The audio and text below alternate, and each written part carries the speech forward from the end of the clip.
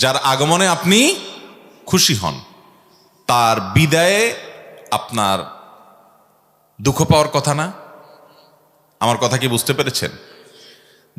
যাকে দেখলে আপনার খুশি লাগে, অনেক খুশি লাগে, তাকে না দেখলে আপনার কষ্ট লাগবে, এটাই তো যুক্তি নাকি? এই যুক্তির ব্যতিক্রম কোনো যুক্তি থাকার কথা না। যে লোকটা আসলে আপনার অনেক ভালো লাগে, আপনি আনন্দ ফুর্তি করেন, সে লোকটা যদি বিদায় নিয়ে চলে যায় তাহলে তো আপনার কষ্ট লাগার কথা, তাই না?